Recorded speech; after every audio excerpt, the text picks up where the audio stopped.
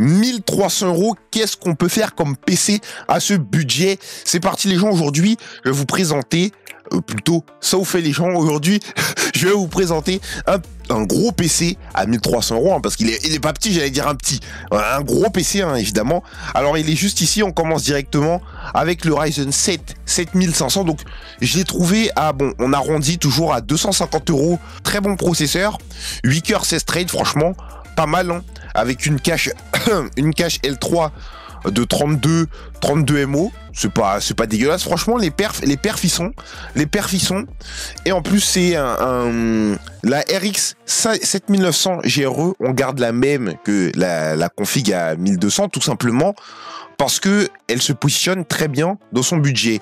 C'est 568 €.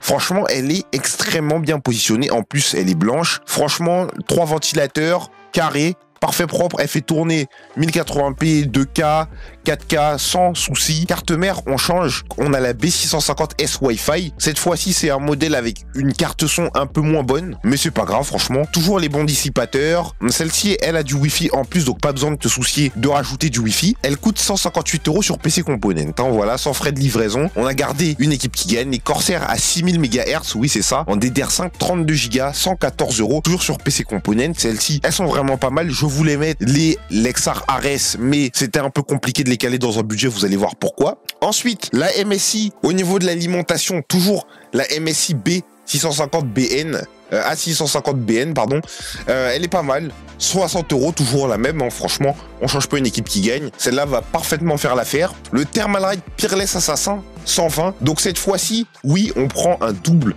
radiateur. Pour un Ryzen 7, c'est pas de trop, l'autre pouvait suffire, le solo radiateur pouvait suffire, j'ai rajouté celui-là parce que, bon, pour un Ryzen 7, si vous voulez l'utiliser tout le temps, ce sera un peu mieux, ça va refroidir un peu mieux quand même. Donc oui, 36 € sur Amazon, franchement, très bon deal, juste bien vénère, hein. En plus, il est pas trop moche. Si vous voulez la version en noir, vous l'avez, oui, vous avez la version noire juste ici. C'est pas exactement la même version, c'est la version SE. Mais bon, franchement, c'est pareil, c'est quasiment pareil. La tour, voilà, la case. Donc oui, on en vient au principal. Pourquoi j'ai dû essayer de réduire le budget? Donc c'est la Mars Gaming MC V4. Donc c'est un boîtier aquarium à 70 balles. Je voulais à tout prix mettre celui-là, même si il est rose.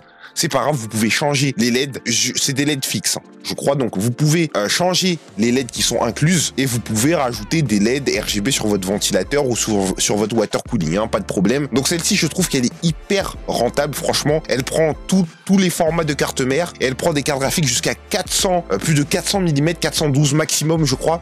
Il me semble, mais oui, c'est plus de 400 mm, donc franchement, c'est pas mal, j'aime bien, j'aime beaucoup. Et le SSD, oui, je sais, on va me dire, oui, pourquoi t'as mis le Kingston? Moi, je trouve bien, je trouve qu'il rentre parfaitement dans le budget, c'est 62 € pour 1 Tera, oui, enfin, on a mis 1 Tera. C'était tout pour cette config qui est à 1305 €, hein. Et puis, n'oubliez pas, les performances sur un jeu comme Resident Evil 4, vous avez une moyenne de 80 FPS avec, en moyenne, hein, c'est une moyenne, avec des graphiques en 4K maximum setting. Voilà, ciao pour une prochaine vidéo.